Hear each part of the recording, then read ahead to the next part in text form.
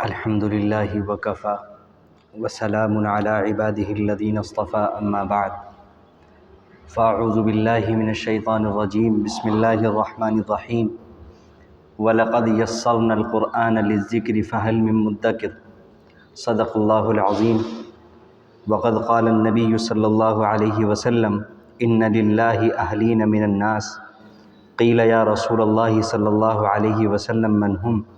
قال اہل القرآن او کما قال علیہ الصلاۃ والسلام اللہم صلی علی سیدنا محمد وعلی آل سیدنا محمد وبارک وسلم صلی اللہ علی النبی الامی صلی اللہ علی النبی الامی۔ واجب الاحترام بزرگوں، قابل قدر دینی ایمانی بھائیوں اور بہت ہی عزت و احترام کے مستحق دور بیٹھی سن رہی عزیز ماں اور بہن، اس وقت سارے عالم میں جو مسلمانوں کے حالات ہیں، مسلمانوں کی جو حیثیت ہے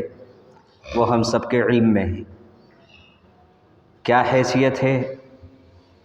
اس کو مجھے بیان نہیں کرنا، وہ ہم سب خوب جانتے ہیں۔ اشارتاً مختصراً اتنا ضرور کہہ دیتا ہوں کہ آپ اس سے اندازہ کر لیجئے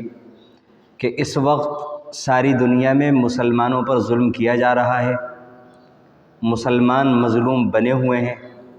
اس کے باوجود ہماری سب کی حیثیت کا یہ عالم ہے کہ ہم ظلم کے ہونے کے باوجود یہ بھی نہیں کہہ سکتے کہ ہمارے اوپر ظلم ہو رہا ہے۔ مظلوم کو ظالم بنا دیا گیا اور ظالم کو مظلوم بنا دیا گیا۔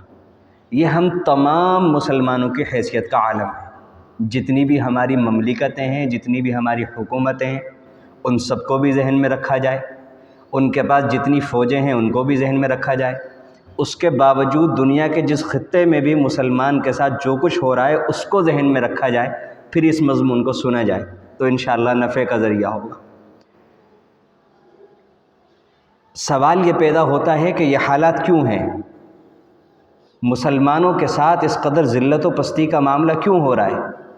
مسلمان دن بدن پستی کی طرف، نیچے کی طرف کیوں جاتے جا رہے ہیں؟ اس سوال کا جواب مجھے آج کے دن آپ حضرات کی خدمت میں عرض کرنا ہے۔ آج سے تقریباً 100 سال سے بھی کچھ عرصے پہلے حضرت مفتی شفیع محمد صاحب رحمۃ اللہ علیہ نے اپنی کتاب وحدت امت میں واقعہ نقل کیا ہے شیخ الہند حضرت مولانا محمود الحسن صاحب دیوبندی رحمۃ اللہ علیہ۔ یہ کوئی معمولی شخصیت نہیں تھی، یہ وہ ہیں جنہوں نے انگریز کے خلاف سب سے پہلے آواز اٹھائی تھی۔ تحریک ریشمی رومال کے چلانے والے، دارالعلوم کے بڑے بڑے اساتذہ کے استاد حضرت مولانا حسین احمد مدنی رحمۃ اللہ علیہ، مفتی شبیر احمد عثمانی رحمۃ اللہ علیہ، مفتی کفایت اللہ صاحب رحمۃ اللہ علیہ، ان تمام کے استاد حضرت مولانا قاسم نانوتوی رحمۃ اللہ علیہ کے شاگرد، ایک لمبا وقفہ انگریزوں کی جیل میں گزارنے کے بعد جب جیل سے چھوٹے 80 سال اس وقت عمر ہو چکی تھی، اور آپ اس سے اندازہ کر لیں کہ انگریز نے ان کے بارے میں یہ تبصرہ کیا تھا کہ میں حیران ہوں جس انسان نے ساری زندگی مدرسے میں اور مسجد کے مصلی پر اپنی ساری زندگی گزار دی، اس انسان کو ساری عالمی سیاست کا اتنا زبردست شعور کیسے حاصل ہوا ہے؟ اگر تحریک ریشمی رومال کامیاب ہو جاتی تو کہنے والے کہتے ہیں کہ شاید خلافت عثمانیہ کا سقوط وہ رہ جاتا اگر اللہ کو منظور ہوتا، لیکن وقت پر وہ ناکام ہو گئی۔ اتنے بڑے سیاسی لیڈر، اتنے بڑے عالم، اتنے بڑے قائد، انہوں نے 80 سال کی عمر میں ایک دن دارالعلوم دیوبند میں تشریف فرما تھے، علماء کا بڑا مجمع تھا، انہی کے الفاظ میں آپ کو سناتا ہوں۔ فرمانے لگے کہ مالٹا کی زندگی میں، مالٹا کے جیل میں انہیں قید کیا تھا انگریزوں نے، مالٹا کی زندگی میں ہم نے تو 2 سبق سیکھے ہیں۔ یہ الفاظ سن کر سارا مجمع ہمتاً گوش ہو گیا، سارے بڑے بڑے علماء سب غور سے سننے لگے کہ اس استاد العلماء درویش نے 80 سال علماء کو درس دینے کے بعد آخر عمر میں جو سبق سیکھے ہیں وہ کیا ہیں؟ فرمایا کہ میں نے جیل کی تنہائیوں میں اس پر غور کیا کہ پوری دنیا میں مسلمان دینی اور دنیاوی ہر حیثیت سے کیوں تباہ ہو رہے ہیں، تو اس کے 2 سبب معلوم ہوئے، ایک ان کا قرآن کو چھوڑ دینا، دوسرے ان کے آپس کے اختلافات اور خانہ جنگی۔ اس لیے وہیں سے یہ عزم لے کر آیا ہوں کہ اپنی باقی زندگی اس کام میں صرف کروں گا۔ دو سبب حضرت شیخ الہند مولانا محمود الحسن صاحب دیوبندی رحمۃ اللہ علیہ نے بیان کیے تھے۔ پہلا جو سبب تھا وہ تھا قرآن کو چھوڑنا،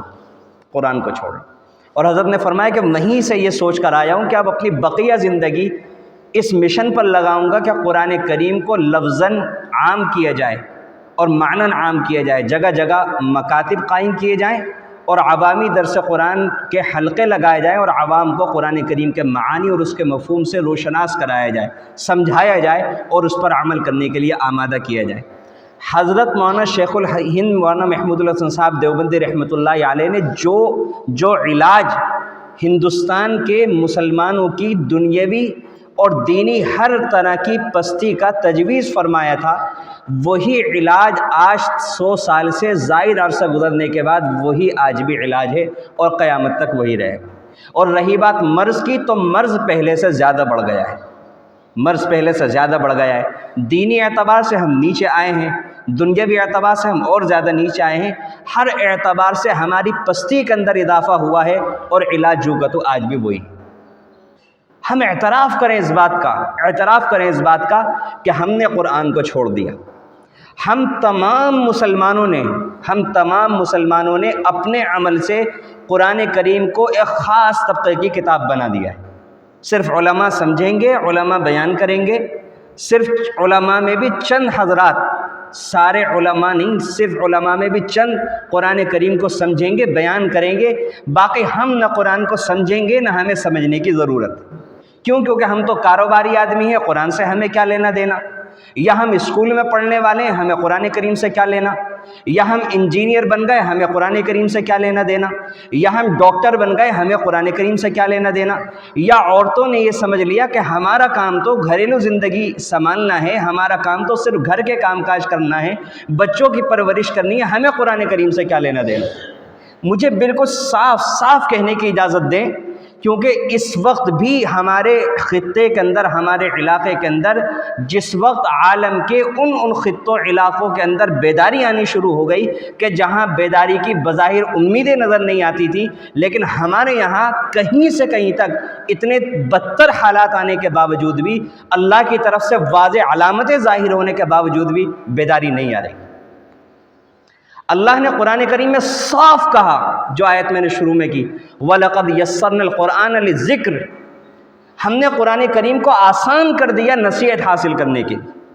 اور مجھے کہنے کی اجازت دیں، آج ہم اپنی اقوام کے جو حالات ہیں، جن اقوام کے ساتھ ہم رہتے ہیں، نہیں جانتے، اس لیے ہمیں نہیں معلوم اللہ نے کون سی نعمت دی ہوئی ہے۔ میں آپ کو بتاتا چلوں کہ بہت ساری قوموں کے اندر ان کی مذہبی کتاب کو صرف ایک طبقہ پڑھ سکتا ہے، دوسرا طبقہ سن بھی نہیں سکتا۔ ان کے مذہبی کتاب کے یہ الفاظ ہیں کہ اگر وہ طبقہ اس کے کان کے اندر، جو انہی کے مذہب کا طبقہ ہے لیکن ان کے اعتبار سے اس کا مقام نیچا ہے، اگر اس کے کان کے اندر ان کے مذہبی کتاب کے الفاظ بھی چلے جائیں تو ان کے کان کے اندر تانبے کو پگھلا کر ڈال دیا جائے تاکہ وہ آگے کچھ سن ہی نہ سکے۔ اللہ کا کتنا بڑا احسان اور کتنا بڑا کرم ہے کہ اس مالک رب ذوالجلال نے اور احسانات کے ساتھ ایک احسان یہ بھی کیا کہ ہمارے یہاں ایسی کوئی بات نہیں ہے، غریب سے غریب انسان، کسی بھی لائن سے جڑا ہوا انسان، مزدور قسم کا ہو،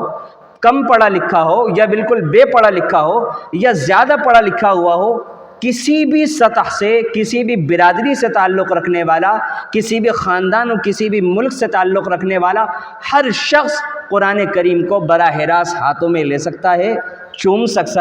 سکتا ہے، دیکھ سکتا ہے، پڑھ سکتا ہے، لیکن اس کے باوجود مجھے کہنے کی اجازت دیں کہ ہائے ہماری بد نصیبی کہ اتنا بڑا احسان اور انعام ہونے کے باوجود ہم نے جیسی اس نعمت کی قدر کرنی چاہیے تھی، کم نہیں، بالکل نہیں کی، بالکل قرآن کی بے قدری کی ہوئی ہے۔ سب سے پہلے ہم نے جو چیز اپنے گھروں سے دھکے مار مار کر نکالی ہے وہ قرآن کریم کی دوسری آیت۔ اس سے پہلے ایک حدیث میں آپ کو اور سنا دوں۔ اللہ کے نبی صلی اللہ علیہ وسلم فرماتے ہیں کہ بے شک اللہ نے آسمانوں اور زمین کے پیدا کرنے سے 1000 سال پہلے سورہ طٰہٰ یاسین کو پڑھا تھا۔ اندازہ کریں جو سورہ طٰہٰ اور سورہ یاسین قرآن میں موجود ہے، یہ وہ مبارک سورت ہے جس کو اللہ نے بھی پڑھا ہے۔ ہم خوشی کے مارے پاگل ہونے والی بات ہے کہ جس کلام کو اللہ نے پڑھا ہو وہ کلام میری اور آپ کی گندی زبانوں سے بھی اللہ نے پڑھنے کے لیے ہمارے ہاتھوں میں دیا ہوا ہے، پھر ہم قرآن کریم کو پڑھنے کے لیے تیار نہیں۔ سورہ طٰہٰ، سورہ یاسین کو پڑھا تھا، جب فرشتوں نے قرآن سنا تو کہا وہ امت کتنی خوش نصیب ہے جس پر یہ نازل ہوگی۔ فرشتوں نے کیا کہا کہ امت کتنی خوش نصیب ہے جس پر یہ نازل ہوگی، اور وہ ذہن کتنے خوش نصیب ہیں جن میں یہ سمائیں گی، وہ زبانیں کتنی خوش نصیب ہوں گی جو انہیں پڑھیں گی۔ نبی کریم صلی اللہ علیہ وسلم نے فرمایا قرآن اللہ کے نزدیک تمام آسمانوں اور زمین اور اس میں موجود تمام چیزوں سے زیادہ محبوب۔ اب مجھے کہنے کی اجازت دیں کہ فرشتوں نے تو یہ کہا تھا کہ کتنے خوش نصیب ہوں گے وہ ذہن، کتنے خوش نصیب ہوں گے وہ کان، کتنے خوش نصیب ہوں گی وہ زبانیں، لیکن ہم خوش نصیب ہیں یا بتائیے یہ ہماری بد نصیبی کہ ہم نے ساری زندگی گزار دی۔ آج ہم مسلمانوں میں 90% ایسے مسلمان ہیں، بہت احتیاط کے ساتھ میں کہہ رہا ہوں 90%، شاید اس سے زیادہ ہوں جو قرآن نہیں پڑھ سکتے،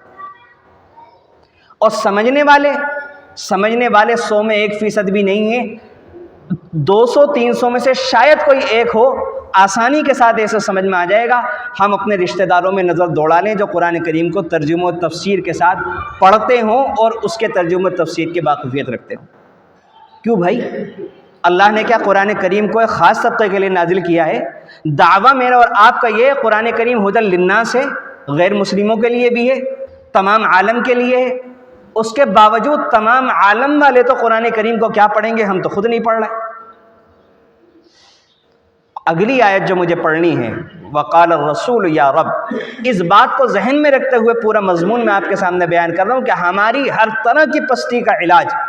دینی اعتبار سے پستی کا علاج، ہمارا اللہ سے جو تعلق کمزور ہے اس کا علاج،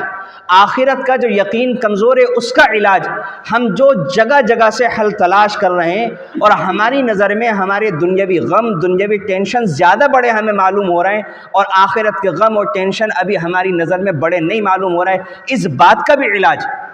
ہمارے ذہنوں کے اندر جو خوف بیٹھ گیا ہے غیر اقوام کا اور غیر اللہ کا، اس کا بھی علاج، ہر قسم کا نفسیاتی علاج، ہر قسم کا گھریلو علاج، ہر قسم کا انفرادی علاج، ہر قسم کا اجتماعی علاج، ہر قسم کا دینی علاج، ہمارے تمام دنیاوی اور اخروی مسائل کا حل اگر ایک لفظ میں آپ مجھ سے یا کسی بھی عالم دین سے یا کسی بھی دین کی سمجھ بوجھ رکھنے والے سے معلوم کریں تو ایک لفظ میں اس دوا کا نام اللہ نے قرآن بتایا، جو ہم سب کے پاس موجود ہے، ہم سب کے گھر کے اندر ہے، لیکن اس دوا کو استعمال کرنے کے لیے کوئی تیار نہیں۔ ہماری مثال وہ ہو گئی کہ بڑے سے بڑا ڈاکٹر دستیاب ہے، آنا جانا بھی ہے، وہاں جا کر سارے امراض بتاتے ہیں، دوا لیتے ہیں، دوا کھاتے نہیں، جیب میں رکھ کر گھوم رہے ہیں، اور اس امید پر ہیں کہ شاید جیب میں رکھنے کی وجہ سے اس دوا کا اثر ظاہر ہوگا اور ہماری طبیعت بالکل ٹھیک ہو جائے گی۔ وقال الرسول یا رب، اب قرآن کو ہم نے چھوڑ دیا، قرآن کو چھوڑ دیا، قرآن کو ہم نے بالکل چھوڑ دیا۔ قرآن آج ہمارے بچوں کے پاس قرآن کریم پڑھنے کے لیے وقت نہیں ہے۔ صبح کے وقت اسکول جاتے ہیں، وہاں سے آنے کے بعد ٹیوشن جاتے ہیں، پھر اس کے بعد امتحانات کی تیاری ہو رہی ہے، پھر اس کے بعد پروجیکٹ بن رہے ہیں، اس کے بعد کچھ وقت مائنڈ فریش کرنے کے لیے بھی تو چاہیے، قرآن کریم پڑھنے کے لیے کوئی وقت نہیں۔ اور اگر کسی بھی مسلمان سے پوچھا جائے کہ بھئی سب سے زیادہ معزز چیز، سب سے بڑا اللہ کے نبی صلی اللہ علیہ وسلم کا معجزہ کیا ہے، ہر مسلمان کہے گا قرآن کریم۔ یہ زبانی جواب میں اور عمل میں یہ جو اس درجے فرق آیا ہے یہ کیوں ہے؟ کیا یہ واضح ثبوت نہیں ہے اس بات کا کہ ہم مسلمانوں نے قرآن کریم کو چھوڑ دیا ہے؟ ہم جو بچوں کے سامنے زندگی گزار رہے ہیں، خاص طور سے میں ماں باپ سے کہنا چاہتا ہوں کہ ہم نے جو انہیں سکھایا ہے پیدا ہونے کے بعد، ان کا قصور اتنا نہیں ہے جتنا قصور ہم ماں باپ کا ہے کہ ہم نے انہیں یہ بتایا کہ بیٹا قرآن کریم کی ضرورت جب پڑتی ہے، جب کسی کا انتقال ہونے لگتا ہے تو اگر میسر ہو تو کسی حافظ صاحب کو بلا لیا جائے یا مسجد کے امام صاحب اور مؤذن صاحب کو بلا لیا جائے اور ان سے یہ کہا جائے کہ یہ انتقال ہونے والا ہمیں محسوس ہو رہا ہے، سورہ یاسین کی تلاوت کرو۔ گویا کہ اللہ نے سورہ یاسین کو اسی لیے رکھا ہے بس کہ پورے قرآن کا مقصد بس یہی رہ گیا کہ سورہ یاسین جب کسی کا انتقال ہونے والا ہو سورہ یاسین پڑھو۔ انتقال کے بعد پورے خاندان میں، پورے علاقے میں 1-2 لوگ گنے چنے ہوتے ہیں، انہی سے کہا جاتا ہے کہ انتقال کے بعد آپ سرہانے کھڑے ہو کر کے رکوع پڑھ دیں، آپ پائیتی پڑھ دیں. کیوں؟ کیونکہ ہمیں تو یاد ہی نہیں ہے.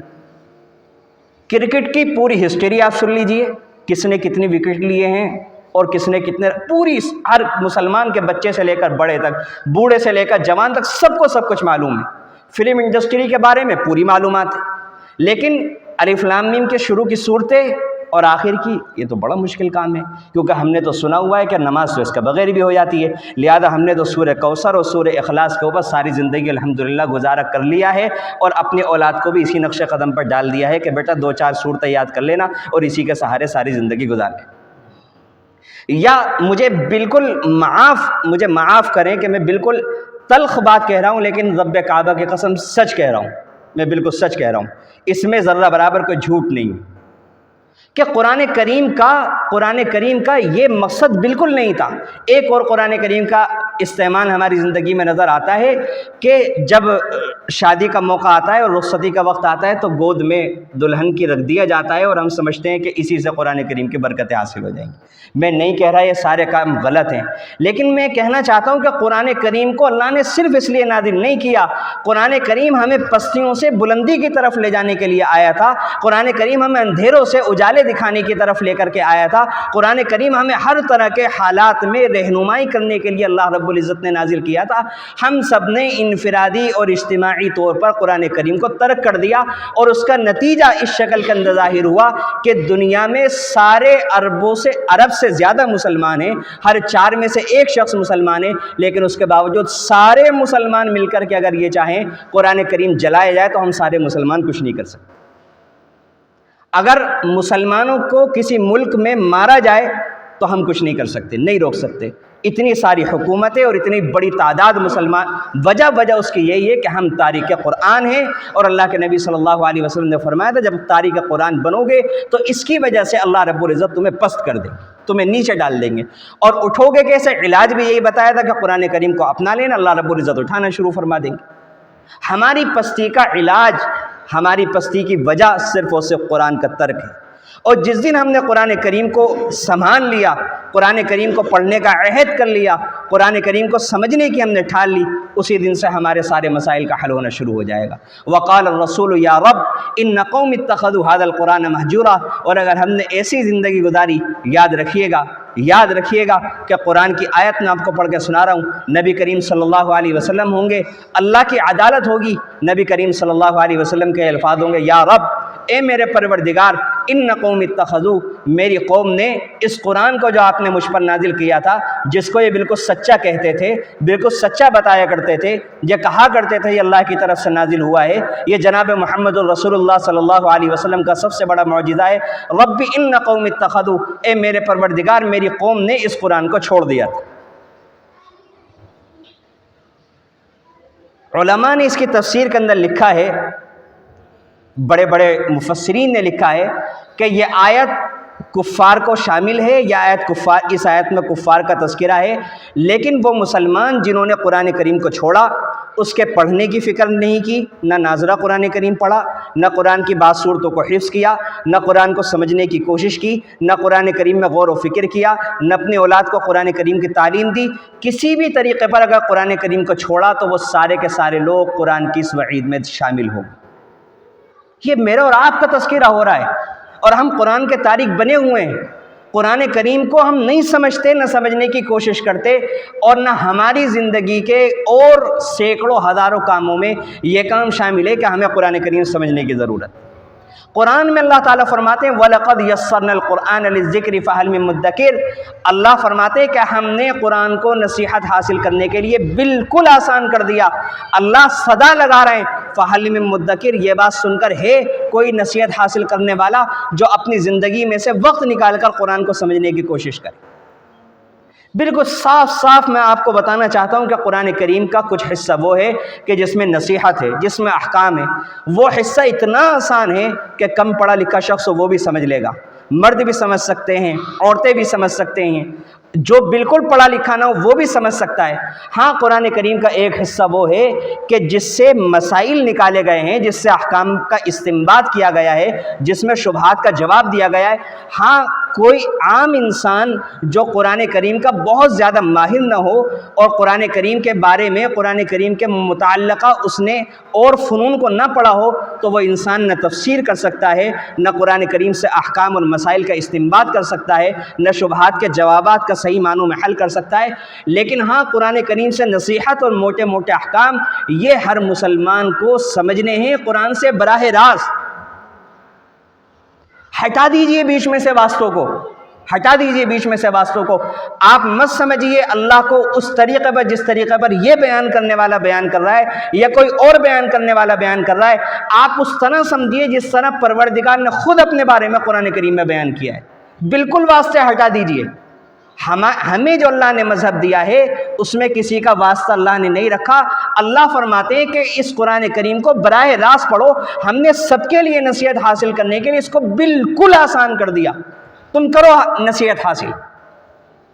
اس لیے میرا عزیزو، قابل احترام بزرگوں، قرآن کریم اتنی فضیلت کی چیز ہے، اتنی فضیلت کی چیز ہے۔ آپ اللہ کے نبی صلی اللہ علیہ وسلم کی دعا کے ذریعے سے اندازہ کیجئے کہ اللہ کے نبی صلی اللہ علیہ وسلم نے کن الفاظ میں قرآن کو مانگا ہے۔ اس سے بھی آپ کو اندازہ ہوگا کہ قرآن کریم کتنی بڑی فضیلت کی چیز ہے اور ہم قرآن کریم کے ساتھ کیا کر رہے ہیں۔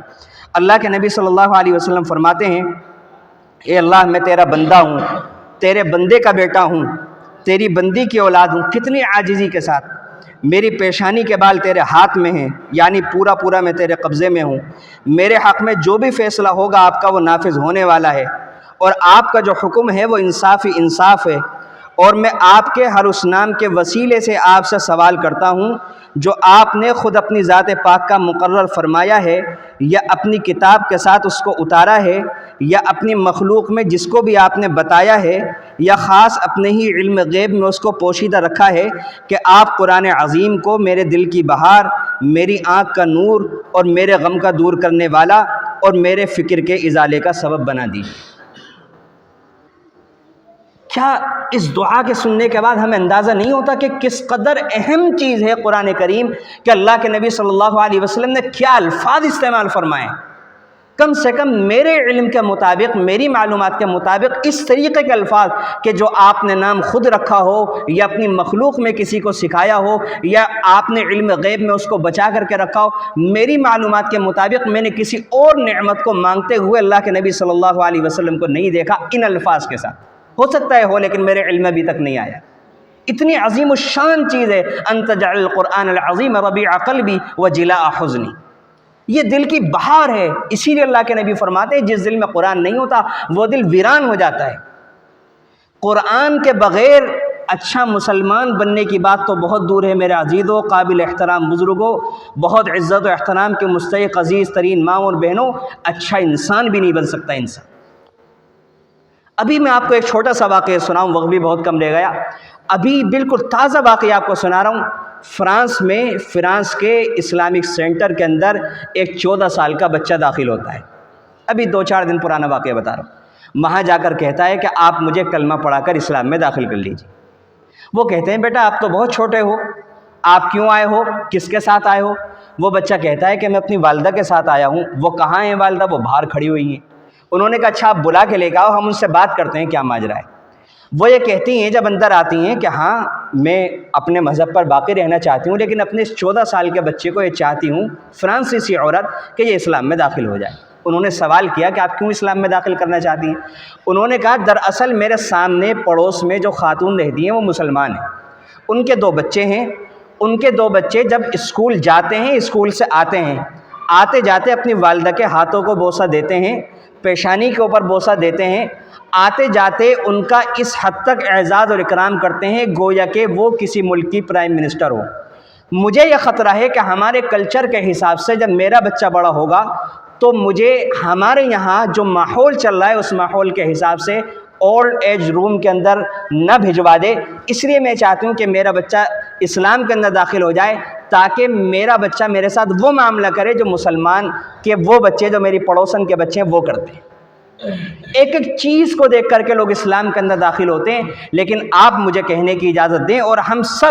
سب کو اپنا جائزہ لینے کی ضرورت ہے۔ ماں باپ کے جو حقوق فرانس کے اندر رہتے ہوئے اس عظیم خاتون نے وہاں پر اپنے اسلام کو، اسلامی تہذیب کو، اسلامی کلچر کو جس طرح اپنے بچوں کے اندر انڈیلا ہے، جس طرح اپنے بچوں کے اندر ظاہر کیا ہے، ہم لوگ اس کلچر کو، اس تہذیب کو اپنے اندر سمونے اور اپنے بچوں کے اندر منتقل کرنے میں بہت بڑی حد تک ناکام نظر آتے ہیں۔ اسی وجہ سے بار بار کہا جاتا ہے کہ ہم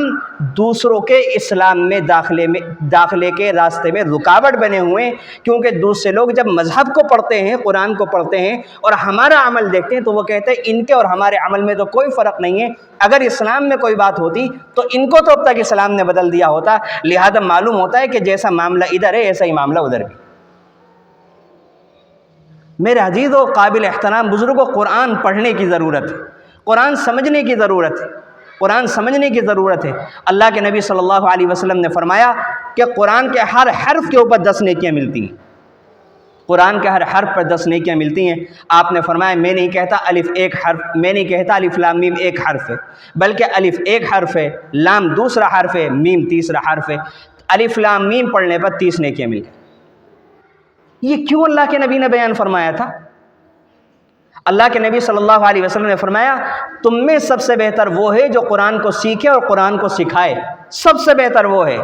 اللہ کے نبی کی نظر میں نہ مال کو معیار بنایا، نہ جمال کو بنایا، نہ جاہ کو معیار بنایا، بہترائی کا معیار قرآن سیکھنا و سکھانا بنایا۔ اسی وجہ سے جو اس روایت کرنے والے راوی ہیں حضرت عثمان غنی رضی اللہ عنہ سے، جنہوں نے اس روایت کو روایت کیا ہے، انہوں نے جب اس روایت کو سنا ہے حضرت عثمان رضی اللہ عنہ سے، اس کے بعد وہ ساری زندگی قرآن پڑھاتے رہے، کوئی اور کام نہیں کیا، اور فرمایا کرتے تھے کہ اس روایت نے مجھے اس کام کے اوپر بٹھا دیا۔ اللہ کے نبی صلی اللہ علیہ وسلم نے فرمایا کہ قیامت کے دن یہ اپنے پڑھنے والے کے لیے سفارش کرے گا اور اللہ رب العزت سے کہے گا اللہ آپ اس سے راضی ہو جائیے، اللہ آپ اس کا اکرام کیجئے، بڑھاتا رہے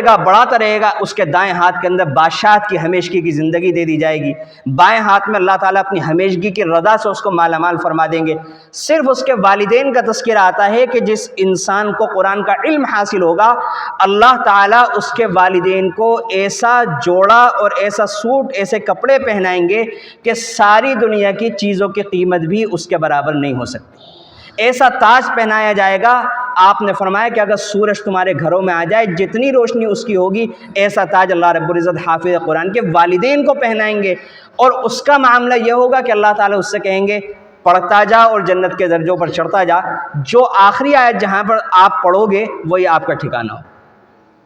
اخیر میں پھر دوبارہ سب کو متوجہ کرنے کی کوشش کرتا ہوں، اور خاص طور سے جو اسکول میں پڑھنے والے ہمارے بھائی ہیں، بہنیں ہیں، وہ اس وقت اگر موجود نہ ہو تو ان کے گھر کے لوگ، یہاں سننے والے، اللہ کرے یہ پیغام ان تک ضرور پہنچا دیں کہ بنیادی طور سے جو طبقہ اسکول کے اندر جاتا ہے وہ یہ سمجھتا ہے کہ ہمیں قرآن پڑھنے کی ضرورت نہیں۔ بہت مختصر میسج کے ذریعے سے ان کو روشنی کے اندر لانا چاہتا ہوں کہ آپ لوگ اپنے دل کے اندر یہ بیٹھا لیں کہ سائنس اور اسلام کے اندر بنیادی طور سے کوئی ٹکراؤ نہیں ہے۔ اب جو میں آگے 2 لفظ بول رہا ہوں اس کو ذہن میں بٹھا لے وہ طبقہ، ان کے سارے مسائل اور سارے اشکالات کے جواب انشاءاللہ اسی سے سمجھ میں آ جائیں گے۔ سائنس ورک آف گاڈ ہے، سائنس ورک آف گاڈ ہے، اللہ کا کام ہے کہ اللہ تعالیٰ کام کو کس طرح انجام دیتے ہیں، اور مذہب ورڈ آف گاڈ ہے۔ قرآن میں اللہ تعالیٰ بتاتے ہیں کہ کسی کام کو کس طرح انجام دیا جاتا ہے، سائنس اس کام کو کیسے کیا جاتا ہے اس کو ظاہر کرتی ہے۔ اگر اعتدال کے ساتھ حد کے اندر رہ کر کے سائنس کو پڑھا جائے گا تو سائنس قرآن کو سمجھنے میں معاون ہوگی اور قرآن سائنس کو سمجھنے کے اندر معاون ہوگا۔ اس لیے وہ طبقہ جو اسکول کے اندر جا رہا ہے، کالجوں کے اندر جا رہا ہے، یا اس سے آگے پڑھ رہے ہیں، یا جو انجینئر حضرات ہیں یا جو ڈاکٹر حضرات ہیں، ان تمام طبقے کو یہ عاجز قرآن کا ادنا سا طالب علم بھرپور طریقے پر للہ اللہ کا واسطہ دے کر کے دعوت دیتا ہے کہ خدا کے لیے اپنے اوپر اور اپنی آنے والی نسلوں کے اوپر رحم کیجئے، اور قرآن کریم سے جو رشتہ ٹوٹا ہوا ہے اللہ کے لیے اس رشتے کو جوڑ لیجئے، اللہ کے لیے جوڑ لیجئے۔ ہم جو اپنے لیے کوئی زندگی گزارنے کا نظام چنتے ہیں وہ تنہا اپنے لیے نہیں ہوا کرتا، وہ آنے والی نسل تک کے لیے چنا جاتا ہے۔ میرے گھر کے اندر جو میرا اٹھنے کا نظام ہے، میرے بچے کا الگ سے نظام نہیں ہوگا، جس نظام کو وہ مجھے کرتے ہوئے دیکھے گا اسی نظام کے مطابق وہ اپنی زندگی کا نظام الاوقات کو ڈھالے گا۔ اگر میرے گھر کے اندر قرآن کریم نہیں کھلے گا، اگر میں قرآن کو سمجھتا نہیں ہوں گا، اگر میں قرآن کو پڑھنے والا نہیں ہوں، تو میری اولاد بھی قرآن کو پڑھنے میں دلچسپی نہیں رکھے۔ ایک یہ بھی بات میں بیان کرتا چلوں کہ قرآن کی فضیلت سننے کے بعد ہر انسان یہ سوچتا ہے کہ میری تو گزر گئی جیسی گزرنی تھی، اب میں اپنی اولاد کو پڑھاؤں۔ بہت اچھی بات ہے، یہ بات یہیں پر رہے، اولاد کو پڑھائیں، لیکن پھر بھی میں دوبارہ آ کر کے کہتا ہوں کہ آپ اور ہم پھر بھی مستغنی نہیں ہو سکتے۔ ہمیں بھی پڑھنا ہے، اولاد کو بھی پڑھانا ہے۔ آج سے ہم یہاں سے یہ عہد لے کر اٹھیں اللہ کے لیے، جو بزرگ حضرات ہیں ان سے ان کے ادب و احترام کی رعایت کرتے ہوئے، جو جوان طبقہ ہے اسکولوں میں پڑھ رہا ہے یا مدرسوں میں پڑھ رہا ہے، ہر طبقہ، جو بزنس مین طبقہ ہے وہ بھی، جو مزدور طبقہ ہے وہ بھی، جو ہمارے گھروں میں خواتین ہیں وہ بھی، جو ہماری بہنیں پڑھ رہی ہیں وہ بھی، جو پڑھ کر فارغ ہو چکی وہ بھی، ہر مسلمان کے لیے اللہ نے قرآن کریم کو نازل کیا۔ یہ ایسی چیز ہے کہ اس میں جو ہمارے آپسی اختلاف ہیں اس کا بھی علاج ہے۔ مثال کے طور پر قرآن کریم کی کوئی بات بیان کرتا ہے تو کوئی دوسرے مسلک کا شخص ہو تو وہ کہہ سکتا ہے کہ یہ اپنے مسلک کے طور پر اس بات کو بیان کر رہا ہے، اور جب ہم براہ راست پڑھیں گے قرآن کریم کو، وہاں نہ مسلک کا شبہ ہوگا، نہ وہاں پر کسی اور چیز کا شبہ ہوگا، اور خود بخود انسان کے سامنے کوئی بات غیر اختیاری طور پر آتی ہے تو انسان کی طبیعت ایسی ہے وہ اس کو تسلیم کر لیتی ہے۔ اور اگر ویسے بیان کیا جاتا ہے، ممبروں سے بیان کیا جاتا ہے، ویسے بیان کیا جاتا ہے، تو انسان کا مزاج، انسان کا نفس اور شیطان اس کے ساتھ لگا ہوا ہے، وہ فوراً یہ کہتا ہے کہ اچھا میری زندگی میں کوتاہی ہے، میں مان لیتا ہوں، لیکن مولانا صاحب کو کیا معلوم کہ میرے ساتھ مجبوری کیا ہے۔ یہ بیچارے ٹھیک کہہ رہے ہیں، ٹھیک ہے ان کی بات ٹھیک ہے کہ یہ معاملہ بالکل صحیح ہے، بالکل غلط بات ہے اور ایسا، لیکن انہیں کیا معلوم میں کتنا مشغول رہتا ہوں، انہیں کیا معلوم کہ میں اس کے علاوہ اور کون کون سے نیک کام کر رہا ہوں۔ لیکن جب انسان قرآن پڑھتا ہے اور قرآن پڑھتے ہوئے اس کے خاص اسی مرض کا علاج جو وہ سوچتا ہے، بالکل اسی سوچ کا حل جب قرآن کریم میں آتا ہے تو اب اس کے پاس بھاگنے کے لیے کوئی راستہ نہیں رہتا۔ اور قرآن کا معاملہ ایسا ہے، انسان کسی عالم کی بات کو رد کر دے گا، والدین کی بات کو رد کر دے گا، لیکن قرآن میں کیسے رد کرے گا؟ کیونکہ قرآن کو تو وہ جانتا ہے کہ اللہ کا کلام۔ اس لیے میرے عزیز و قابل احترام بزرگوں، آخری بات کہہ کر، آخری سوال میں قائم کر کے اپنے بھی دل کے لیے اور آپ سب حضرات کے دل کے لیے یہ قائم کر کے میں اپنی بات کو مکمل کرتا ہوں کہ آج اگر ہم سے کوئی یہ پوچھ لے کہ بھئی کافر جو ہیں، جو دوسرے مذہب کے ماننے والے ہیں، انہوں نے قرآن کریم کو چھوڑا ہے، ان کے پاس وجہ ہے، وہ قرآن کو مانتے ہی نہیں کہ یہ اللہ کا کلام ہے۔ لیکن ہم مسلمان اگر کوئی ہم سے پوچھے کہ قرآن اللہ کی کتاب ہے، ہم کہیں گے بالکل اللہ کی کتاب ہے۔ کوئی ہم سے آگے سے سوال کر لے اگر اللہ کی کتاب ہے تو بھئی آپ پڑھتے کیوں نہیں ہو اور عمل کیوں نہیں کرتے؟ یہ سوچنے کی بات ہے، یہ سوچنے کی بات ہے۔ اسی سوال پر میں اپنی بات کو مکمل کرتا ہوں۔ اس کا جواب یہی ہے کہ آج سے ہمیں عہد کر لیں کہ ہر انسان تھوڑا تھوڑا تفسیروں کے اندر تفسیر بیان القرآن ہے، تفسیر عثمانی ہے، تفسیر آسان قرآن ہے، آسان تفسیر ہے، بعد میں مجھ سے معلوم کر لیں، معارف القرآن ہے، براہ راست 2 3 آیتیں روز دن میں جس وقت بھی موقع ہو 2 3 آیتیں، ایک پیراگراف اللہ کے لیے پڑھ کر کے دیکھیے، ایک بار پڑھ کر کے دیکھیے، جو کچھ ہوگا وہ آپ کی زندگی میں آپ کو خود ظاہر ہو جائے گا۔ اللہ رب العزت سے دعا ہے کہ اللہ رب العزت ان باتوں پر عمل کی توفیق عطا فرمائے۔ آمین۔ وآخر دعوانا الحمدللہ رب العالمین۔